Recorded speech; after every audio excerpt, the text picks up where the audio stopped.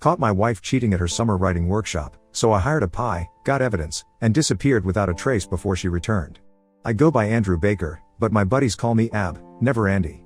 There's always some annoying drunk or ignorant guy who tries to act too familiar and calls me Andy. So, Andy, what's your job? They ask.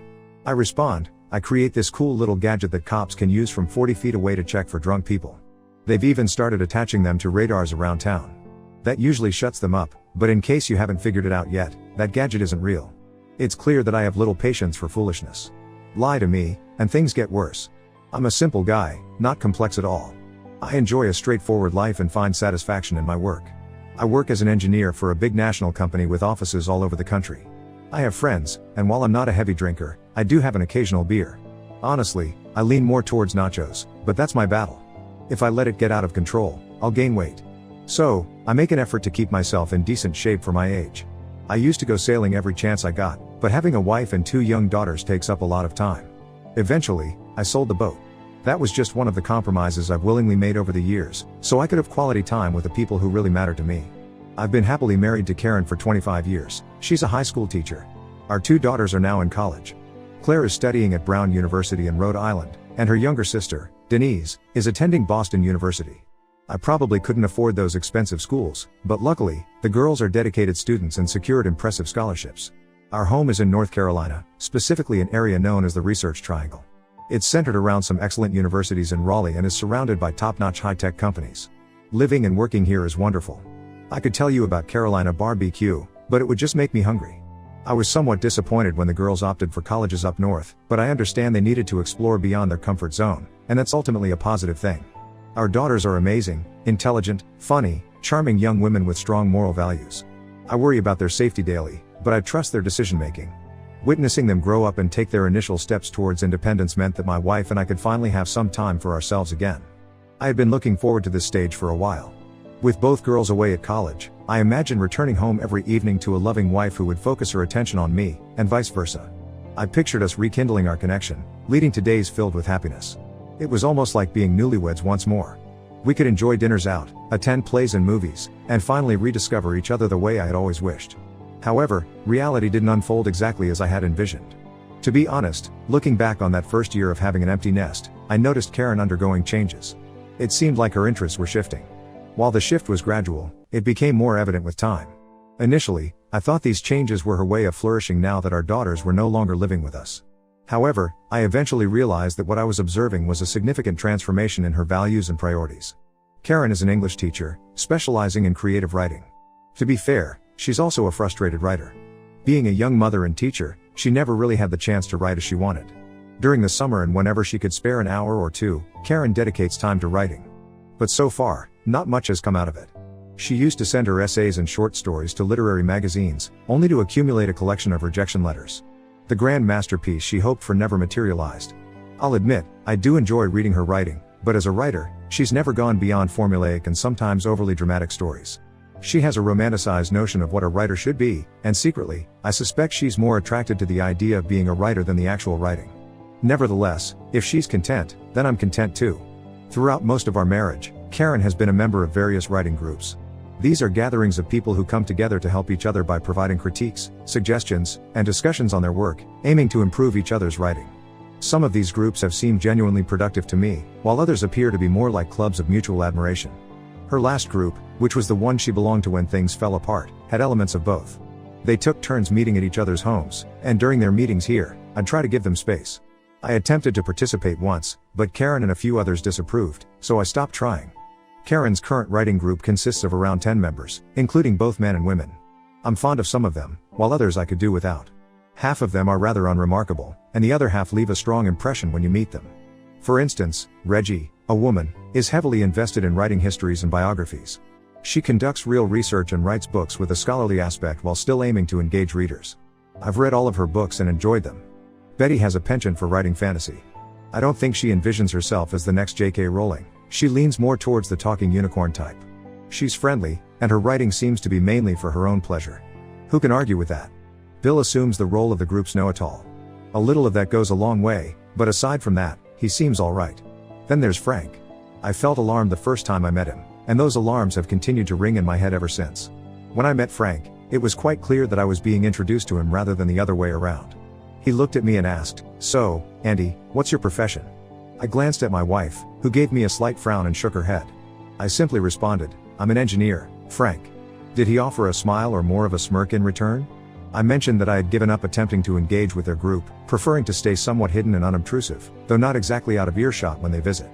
I'll often be in the next room quietly working or on the back porch with a window open, so I can hear their conversation until they forget I'm around. I noticed early on that when Frank talks with Karen, they seem to share private jokes and a connection that makes me uncomfortable. Sometimes he boosts her ego, and other times it's as if he knows her inner thoughts in a way I don't appreciate.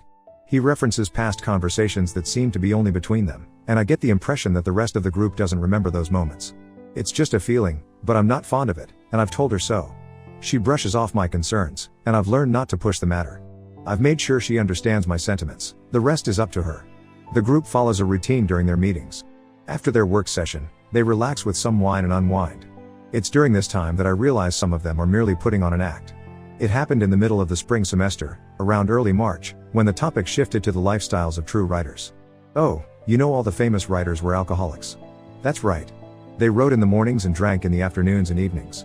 It relaxes the mind and opens it up to new ideas. Then, in the mornings, their creative thoughts start flowing, and they begin to write. In fact, the truly accomplished writers all experienced romantic relationships. That's what truly motivated them." That's what Frank was saying. "Thanks for sharing, Frank. I'm starting to understand where you're coming from." That's when Karen's words hit me like a punch in the gut. "Oh, absolutely. It's the intensity and the thrill of the unknown, the excitement of keeping it all hidden from everyone else that's where the genuine inspiration is found." Some of them chuckled, while others didn't, so I convinced myself it was just a jest. Yet, I kept an ear on their conversation for the rest of the evening. "Maybe we should all have a wild night of passion sometime, and then we'll each write the next great American novel." That came from Bill. I couldn't quite figure out if he meant it humorously or not. Character flaws don't serve as the basis for exceptional writing. What truly builds outstanding stories are qualities like humanity, empathy, and confronting the mysteries of the unknown. I mentioned before that I liked Betty. Unforgettable stories are about overcoming challenges, striving for greatness despite all odds, and leaving the world in a better state than it was before. Well, perhaps if you conjure the right enchantment, we can avoid all the hassle. That was that jerk Frank again. To their disgrace, some in the group seemed to find that amusing. I'm not so sure Betty did, and I had a hunch Reggie didn't either. They carried on talking about writers' drinking habits and affairs, and I continued to eavesdrop without giving anything away. Then I caught an intriguing part of their conversation. "Is anyone else planning to apply for the Illinois Writers' Workshop this summer?" Frank was speaking once more. "Oh, I already submitted my application. I'm keeping my fingers crossed they'll accept me. 6 weeks of just writing and discussing with fellow writers. It could really transform things for me." It was Karen, and this was the first time I had heard about it. Frank picked up on it right away. "I'm sure they'll accept you. Your writing has shown so much improvement this past year. I believe you'll be admitted. I've applied as well, although I'm not as certain I'll get in." My internal radar for nonsense was off the charts. "Seriously, Frank, when did you become so modest?" I didn't like what I was hearing, but at this juncture, I still cared deeply for and trusted my wife. When you've been married as long as we have, trust is fundamental. You don't question, "Is she up to no good?" The thought doesn't even cross your mind. Marriage is a partnership, and your spouse is your other half. She's shown her commitment year after year, and all you truly desire is for her to find the success and happiness she deserves. Or at least, that's what you believe. Then later on, it all crumbles when you discover your trust has been shattered. Update 1. As time went by, I allowed myself to put aside that evening's overheard conversation. Just like I mentioned, I had full trust in my wife. Some younger guys might not get that, but after being married for over 20 years, trust becomes a way of living rather than just a choice. It was late April, and I was finishing up some gardening outside when I decided to call it a day and head indoors. As I reached for the kitchen door, I caught my wife talking on the phone, saying, "I can't wait. 6 whole weeks without any responsibilities, no commitments, and no one waiting for me to get back." I perked up at that last part. I froze in place and listened. Absolutely. It's going to be the most self-indulgent 6 weeks of my life. I owe it to myself. And so do you. None of this sat well with me. I pushed the door open and entered the kitchen. Karen seemed startled. "Well, I have to run. Ab is here, and I need to start preparing dinner." She hung up quickly. Who was that on the phone? "Oh, just Reggie. We were talking about school wrapping up soon." Like hell it was, I thought. I wanted to question her about certain things she had said, especially that part about no one waiting for me to come home, but I sensed that the truth might be in short supply tonight. My mood darkened, but I made an effort to conceal it for the moment. Later that night, after dinner, the other shoe dropped. Ab, you won't believe the fantastic news I received today. Remember that writer's workshop in Illinois I applied for? No. Come on, you hardly pay attention to me. To be honest, I had heard about that workshop before, but that was only because I'd overheard her discussing it that night over a month ago. I don't recall you mentioning it. Yes, I did. I applied for a 6-week writer's workshop. It's from mid-June to late July at the University of Illinois. They have lectures by their professors, and they bring in accomplished writers for seminars and discussion groups, and then we do a lot of writing. It's a wonderful opportunity, and I got accepted. That sounds wonderful, honey. I'm sure we can manage it financially. Maybe I can take a little time off work and join you. I'd love to listen to those writers' talks. Her reaction seemed surprised. Oh, well, we can consider it. It's going to be a really intense 6 weeks, and I won't have much free time to spend with you. My instincts were tingling again. Well, you know I'm not demanding, and maybe I could be the coffee guy for the group. She offered a slightly nervous smile. That could be nice, dear. Let's see how it goes. I've been in the receiving end of such deflections before, and I knew what it meant. She was planning to ensure I wouldn't end up going to Illinois with her. I get the feeling you'd rather I didn't go with you. Oh, no, it's not like that. I just worry you might find it dull. You're into computers and circuits, and this is just writers talking about big ideas. Vic. I didn't voice it, but mentally, I was shouting it loud enough for the whole neighborhood to hear. I'm not unintelligent, honey. Oh, I didn't mean it like that. I'm just saying your mind leans towards details, while writers grapple with larger life questions. Big. But I kept that thought to myself. I could tell when I was being sidelined. I'm sure you'll excel. She's caught up tonight. Later that evening, after Karen had gone to bed, I logged onto the internet to review our phone records. AT&T offers that feature. All incoming and outgoing calls, along with text messages, are recorded. I examined the phone log, and the call that I had interrupted wasn't with Reggie, or if it was, it originated from Frank's phone. It's astonishing how quickly trust can crumble after a quarter-century of marriage when you catch your wife lying and discover her making plans to exclude you. Weeks passed, and she seemed consumed by discussions about the workshop. I attempted multiple times to discuss the idea of going with her or visiting at some point, but she dismissed the idea each time. Then she shifted from rationalization to manipulation. Ab, I've got the most exciting news. I got you and Jake 2 tickets to a fishing camp in northern Canada in late June. You can take Jake and both of you can enjoy fishing for those big brown fish you're always talking about. It was quite expensive, but I wanted to express my gratitude for your understanding about the writer's workshop, and I felt a bit guilty that you wouldn't be enjoying yourself. So, I want you to go and have a great time. Then we can share our experiences when I return. I suspected something wasn't right. Thanks, dear. That was considerate of you. Honestly, I'd have a better time with you. Ab, we've been through this. It's just not logical. I'll be working throughout, and I'd feel bad neglecting you like that. I studied her face and eyes briefly, trying to interpret what I saw. Was it condescension? Thanks, honey, Canada sounds fun. My tone lacked enthusiasm. In my mind, I was plotting my options. A surprise trip to Illinois was at the forefront. Well, you could at least say it with a smile. Those tickets were expensive, and I want you to be happy. Sure, sounds fun. I headed down to the basement to tinker for the rest of the evening. Our house is old and has one of those floor grates in the hallway. It lets warm air flow from the furnace room and was the original way of heating the first floor. Initially, I made a point not to step on it accidentally, but over time, I grew used to it and forgot about its presence. The phone is also in the hallway. I was quietly working in the basement, contemplating my next steps when I overheard Karen making a call. Yes, I gave him the tickets. He's still hesitant. I don't know. I keep telling him he won't enjoy it. No, I can't just tell him not to come. I understand, and I want that too, but I want to stay married afterward. I just need him to give me some space to enjoy myself for a few weeks. I deserve it. I've earned it. Yes, I want those weeks with you as well. Alright, let's wait a bit. I think he'll come around. Okay, baby, I miss you too. Write something great for me tonight. With that, she ended the call. I felt a lump in my throat. I'm not clueless. I recognize infidelity when I hear it. Either Karen was in an affair or considering one. Anything less and she'd still have a lot of explaining to do. It took me 20 minutes to gather my thoughts, but I knew that for now, I had to become the kind of liar I've always detested. At least for the moment, I needed to keep my intentions hidden until I figured out my plan. I called upstairs and in my most affectionate tone said, Karen, I'm heading over to see Jake and give him the good news. Oh, that's great, dear. Enjoy. And just like that, I was out the basement door. I needed distance. Visiting Jake was merely an excuse.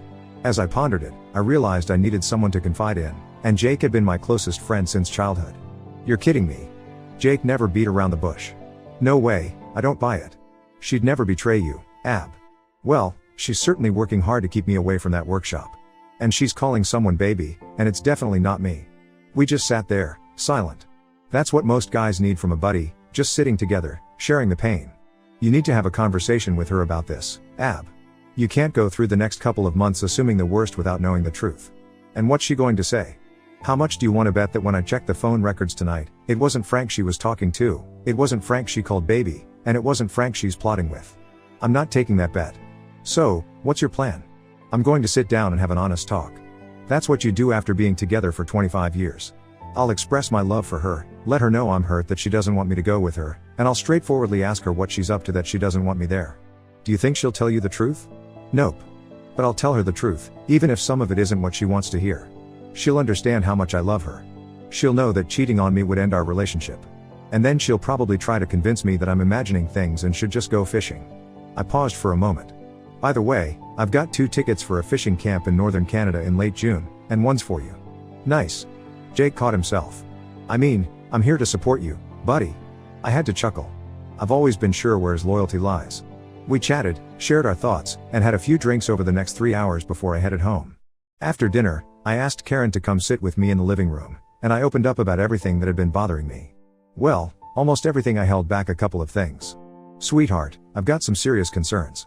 I don't believe you've been completely upfront with me about this writer's workshop. I overheard you discussing it with your writers group back in March, yet you didn't mention it to me until you had already made plans to attend. I even overheard you talking about how affairs are common among great writers, and I must admit I didn't find that amusing.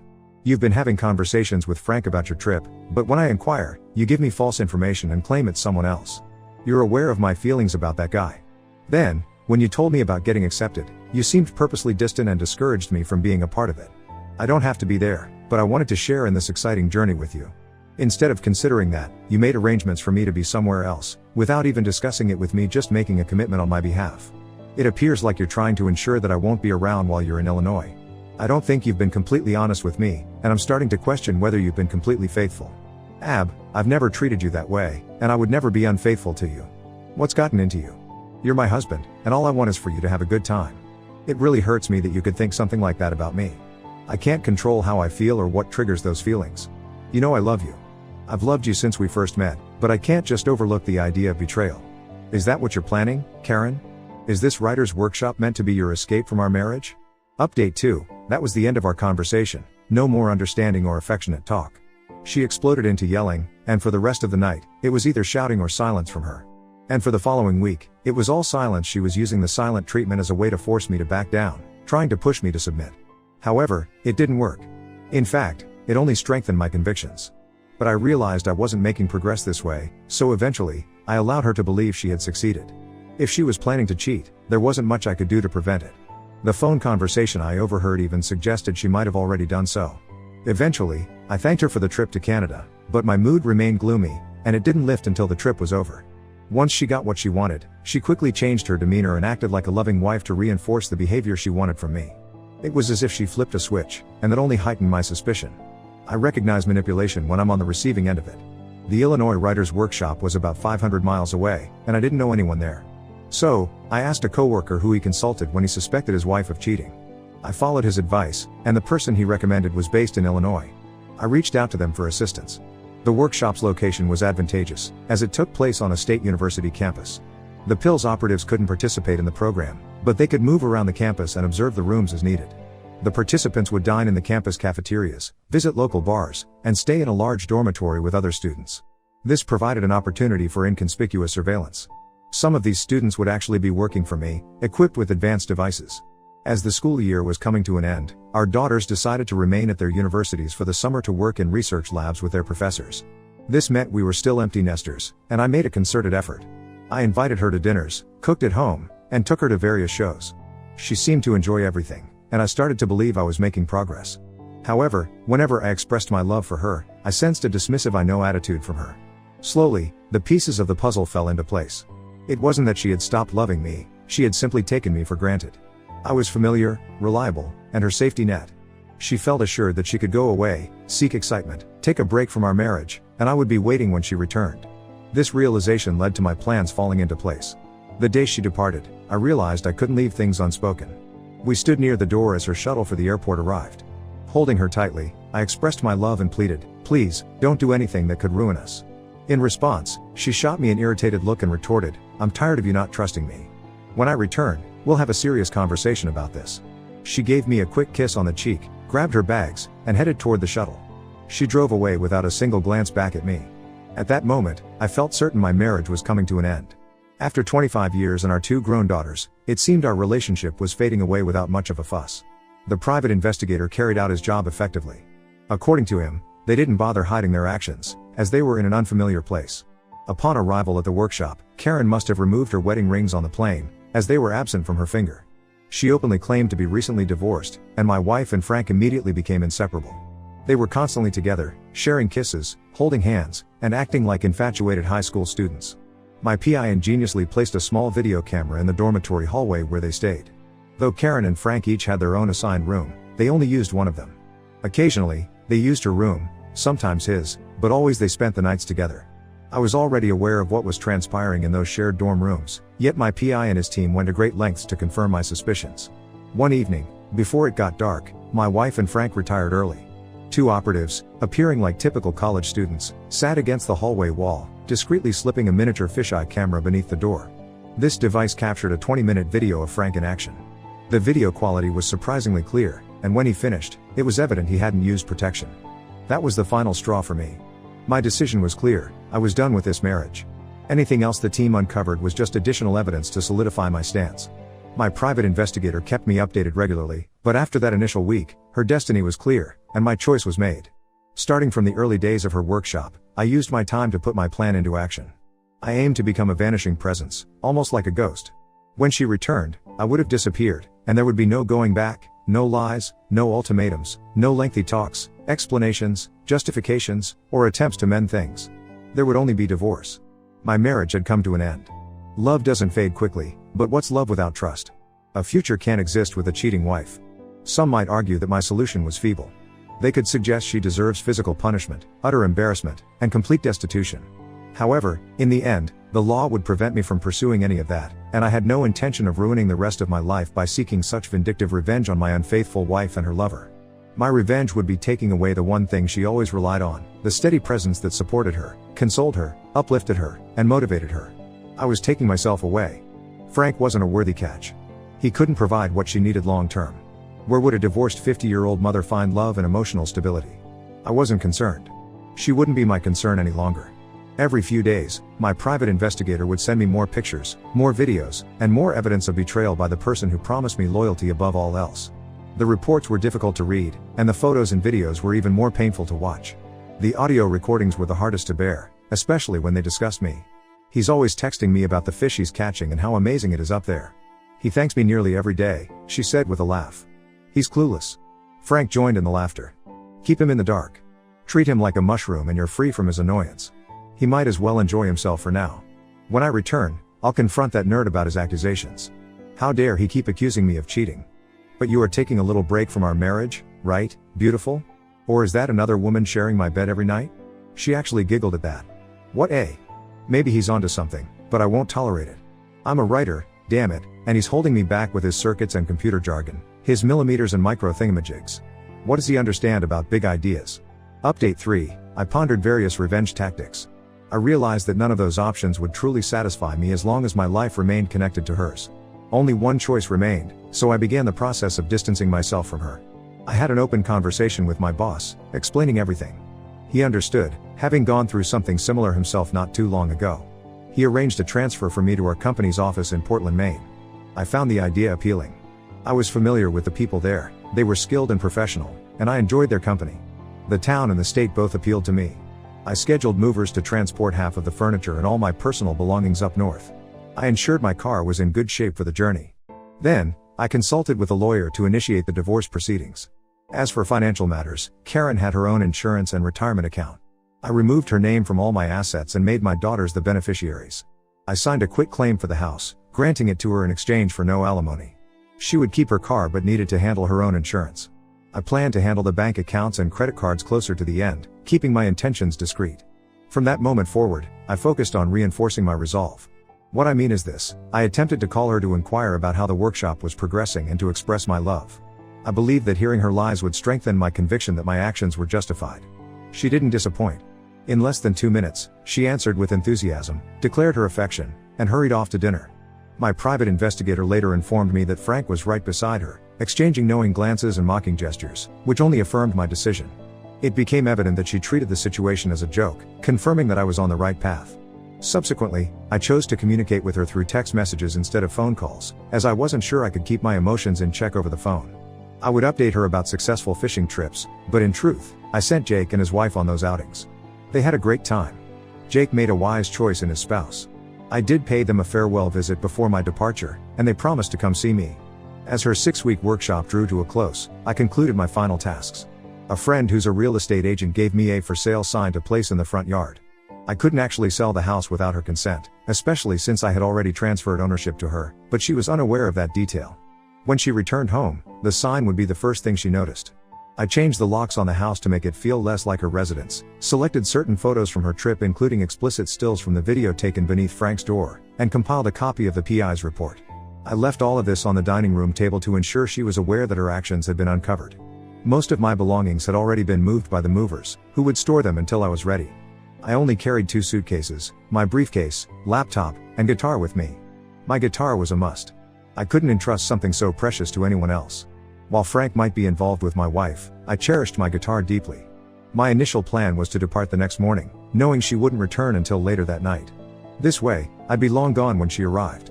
However, I had a change of heart the night before. I wanted her to experience the pain right away, while she could only wait and worry until her return.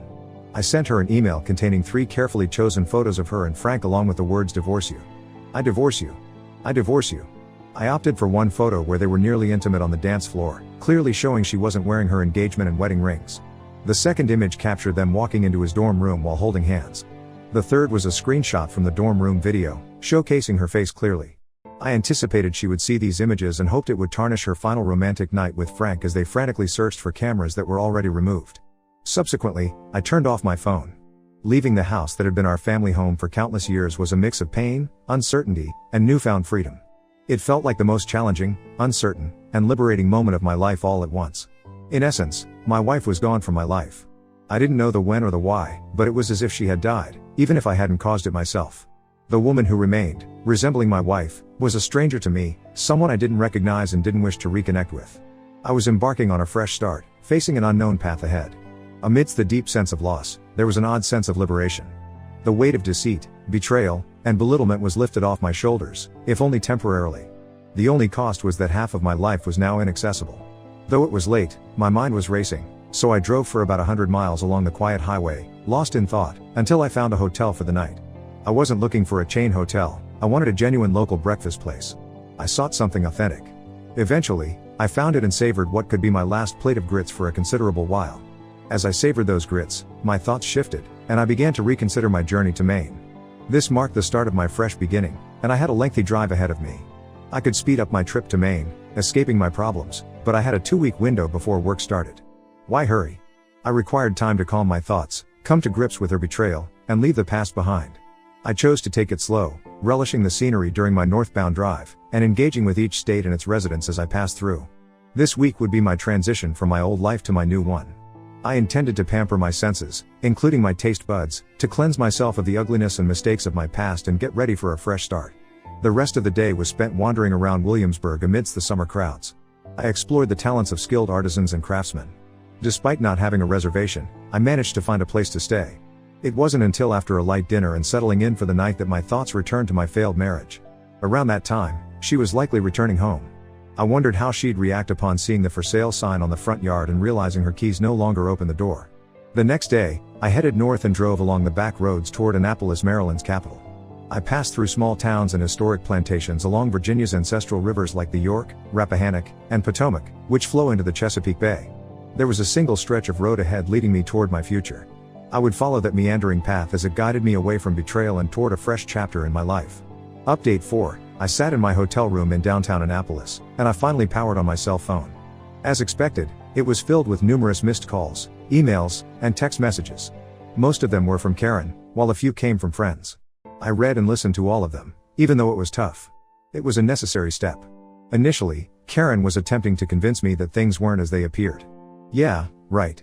Those were the messages she sent from Illinois before she returned home and saw the rest of the photos and read the PI's report.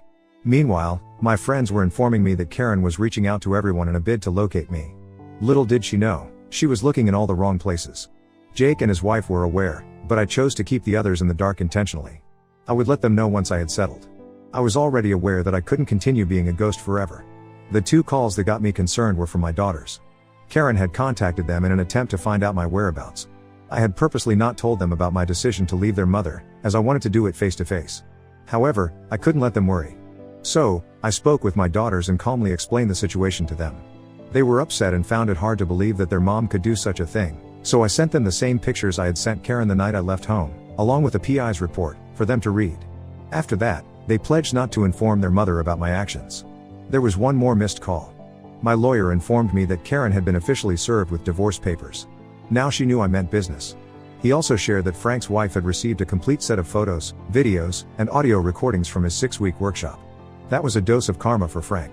On the 3rd day of my journey, I drove through northern Maryland and with a lot of excitement, I finally reached New Jersey. Well, not exactly. I crossed into New Jersey but didn't stop until I had reached Connecticut. Once in Connecticut, I took a few hours to explore some historic towns along the coast. I didn't have a specific goal, but the architecture was so distinct from what I was used to in North Carolina that I felt a strong sense of being in a new place both physically and emotionally. And don't tell the government, but I spent an hour in Groton trying to spot as many submarines as I could. Those black fish are quite stealthy. While gazing along the shore, I was reminded that when they refuel those nuclear submarines, they cut a hole in the hull to refuel the reactor and then weld the hull back together. Was that a metaphor for my situation? Could Karen's betrayal, which tore a hole in my heart, be the first step in re-energizing my life? Could I heal myself once I embarked on my new journey? As I woke up the next day, I knew it would be the most challenging day so far. After a hearty breakfast of eggs, bacon, toast, and a strong cup of black coffee, I braced myself for a difficult conversation with my eldest daughter, Claire, in Brown. The drive there didn't take long, and I arrived at her dorm around late morning. We decided to delay our conversation a bit so that she could pretend to be cheerful for an hour or two. She showed me around the campus and then took me to the cafeteria, where she introduced me to her friends. They were exactly the kind of young men and women I had hoped she would be surrounded by. They were friendly, attentive, and seemed to provide mutual support. On our way out, I took Claire's roommate aside and informed her that Claire was going to have a tough day. I asked her to look after my daughter. She replied, "Of course, Mr. Baker." She shared with us last night. "We're all here for her." Yes. My daughter had chosen her friends wisely. Claire and I spent hours in her dorm room, having a long conversation. I shared with her photographs and played audio recordings that I never expected to share with one of my children. Her emotions shifted between sadness and anger. "I can't believe Mom would do that. Is she even the same person who raised us? What kind of disgusting person has she turned into?" I had to intervene at that point, even though I understood her sentiment. "Claire, regardless of what she's done, she's still your mother. And remember, it's me she's betrayed, not you. Sorry, Dad, but she shattered my only family. This is absolutely affecting me." I couldn't dispute that. Throughout the afternoon, we continued our conversation, and I outlined my plans to her. I encouraged her to gather her friends, and we went out for dinner at the best place in town, or at least the best within my budget. It seemed like everyone enjoyed a break from the usual dining hall food. I shared stories of my own college dining experiences, and I think it gave them a newfound appreciation for their current situation. I stayed at a local hotel that night, and the next morning, I had breakfast with Claire, held her in a tearful hug, and then headed north to Boston to repeat the process. Claire must have informed Denise, as her reaction was much more composed than her older sister's. There was still disappointment and anger, but less surprise. She requested to see the evidence, and I showed her. Coincidentally, her mother called while we were talking, and I gave her the universal sign for "No, I'm not here." I shook my head, gestured frantically, and mimicked a throat-cutting motion. She understood. Denise was always the more level-headed one in the family. Then she did something I thought I'd never witness. She said, "Dad called last night, didn't he? Is it true you've become a woman who cheats on her husband and lies about it, becoming involved with multiple partners?" I was taken aback. I wanted to scold her for speaking to her mother like that, but at the same time, I couldn't deny the truth in her words. "You heard me, Mom. You spent 6 weeks being involved with someone else while Dad was alone at home. Was it worth it, Mom? Was it worth losing your marriage over?" Wow, my daughter has quite the way with words. Note to self, don't get on her bad side. There wasn't much more to discuss. Denise informed me that her mother was mostly in tears and attempting to offer excuses, but my daughter wasn't buying any of it. Later, I took Denise and her friends to a Thai restaurant called the Elephant Walk, not far from campus. Just like her sister, Denise had chosen her friends wisely, and dinner was a pleasant affair. On our way back to campus, one of her friends said, "Mr. Baker, Denise told us about what you're going through. She was really upset last night, but we supported her. Maybe you could visit us again and we'll treat you to the cafeteria." That elicited laughter from the group. I mean, well, actually, maybe we can find a better place than that. This sparked more giggles, and we laughed all the way back to her dorm. I found a place to stay for the night, had breakfast with my daughter in the morning, and on the 7th day of my journey, I continued heading north. I departed Boston and found myself just 2 hours south of Portland. My focus had shifted from my soon-to-be ex-wife to my daughters. They were growing into strong, principled young women, and I couldn't be prouder of them. I now realized they would navigate the upcoming divorce better than I had anticipated. The challenge on this day was leaving these two amazing gems behind, with no certainty of when I'd see them again. As it turned out, my worries were unnecessary. I wasn't prepared to confront the reality of starting my new life just yet. So, when I reached Portsmouth, New Hampshire, I turned west and drove towards the White Mountains and the Presidential Range. I entered the White Mountains and took the Cog Railway up to the summit of Mount Washington. Standing there, gazing across the expanse to the smaller peaks of the White Mountains and surveying the green pine forests below, feeling the cold Arctic winds that seemed out of place in the early days of August, I finally sensed a rebirth within myself. I was alone, but at last, I was standing tall.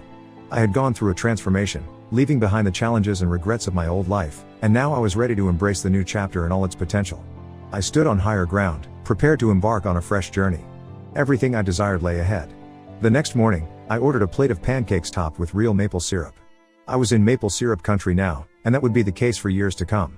Feeling rested and eager, I got back into my car and drove to Portland. I arrived in the mid-afternoon, so I decided to touch base with my new boss to let them know I had made it. I was already acquainted with about half of the office staff, and I received a warm welcome. It felt reassuring. They were the first cheerful, uncomplicated faces I had encountered in a week. My new boss, Henry, gathered the office for introductions. I had a quick tour of the workplace, but not before everyone agreed on where we would all go for dinner. I assumed it would be a downtown restaurant, but to my surprise, we ended up at Henry's house, grilling steaks and enjoying all the accompaniments. I know, I should have savored lobster in Maine, but there was no rush for that. This was more about reintegrating into society.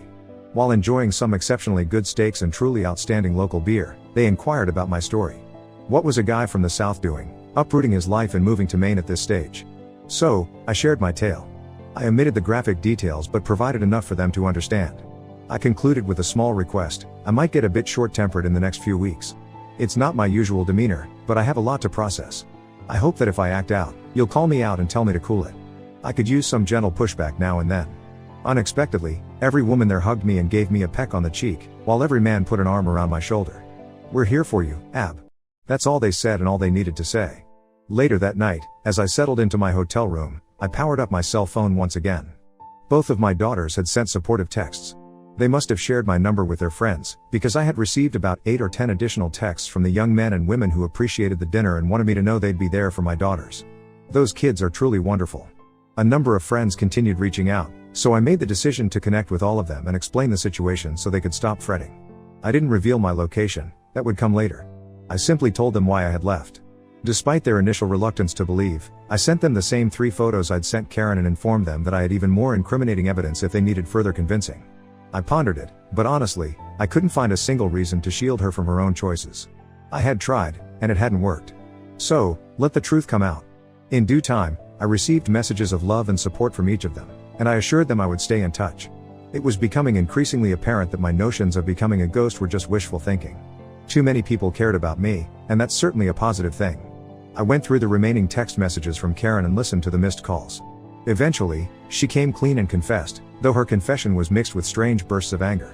She managed to blame me one way or another for her actions and for everything that had unfolded. Well, that's just ridiculous. I sent her a text saying I'd call her the next day around noon. It had to happen sooner or later. Let's just say the conversation was far from satisfying. She swung between blame, guilt, and denial. She was sorry. Frank's influence was strong over her. I was suffocating her. It was my fault because I worked too much. She even had the audacity to claim that nothing serious happened between them, they were just messing around. I almost burst out laughing when she tried to convince me she was only searching for her creative inspiration. She went so far as to accuse me of turning our daughters against her, as if her own actions hadn't accomplished that without any assistance from me. When she finally fell silent, I laid it out for her in a straightforward manner. She had conspired with Frank to betray me, resisted my efforts to salvage our relationship, carried out the betrayal, and now she was facing the consequences. I no longer cared about the whys. When I hung up, she was still crying and pleading her case. I was done with her. There was no turning back. I knew too much. I located a simple yet comfortable 2-bedroom apartment in an older building, conveniently close to the office. I thought I could use the exercise from walking and initially considered it a temporary arrangement, but my perspective quickly shifted. Living simply in town, avoiding the extra responsibilities that come with owning a house, and having a small coastal cottage for weekends seemed like a good plan. Then I thought, why stop at a cottage? I could get a boat, keep it docked in the harbor, and that could be my seaside retreat. By the time I sorted all of this out, it was early fall. I thought I'd lead a solitary life, but it hasn't turned out that way. I actually spend more time with my daughters now than when I lived in Raleigh. They come up for a weekend every month, often bringing friends along. During those 36 hours, my apartment buzzes with activity, and I usually treat them to dinner. Once they're gone, I do crave the quiet, although I miss them as soon as they leave. Surprisingly, a few of my friends have visited, and the rest plan to come when the weather's better. I'm living alone, but I don't feel lonely. I've made new friends at work and through my adventures. The sailing community is lively and inclusive, and I've met intriguing women. However, I'll stay respectful and well-behaved until the divorce is finalized. Even though the divorce will be official soon, Karen still reaches out to me. She never truly repents and prefers to downplay the situation. All she says is, everyone does it. It doesn't mean anything. But it does. The intimacy carries weight, and the deceit and manipulation matter even more. I thought about explaining this to her, but people change, and I no longer see the point. Truthfully, my life isn't fully separate from hers. With 2 daughters and many mutual friends, complete detachment is unlikely. Nevertheless, with 600 miles between us, I no longer live with the daily pain of rejection and betrayal. She used to be the center of my life until I was no longer in hers. Now, I'm forging my own path and creating my own future. Several positive outcomes emerged from this situation. To begin with, I genuinely enjoy living up here. I'm going through my first Maine winter, which is a bit of a shock, but if others can handle it, so can I. The early darkness in this region actually makes indoor gatherings feel cozier and brighter. I've started searching for a boat and found a place with moorings not too far from town. So, I'm looking forward to spring when I can work on splicing lines and applying varnish. The local restaurants are good, the microbreweries are fantastic, and the people are authentic. There's a variety of music, dances to learn like contra dancing, and I'm still discovering surprises. I believe life will turn out well for me after all. Is my heart fully healed? Not yet, but time has its way of healing wounds, and I'm confident in the better life that lies ahead. Oh, and as a side note, Frank's wife seems to be as old-fashioned as I am.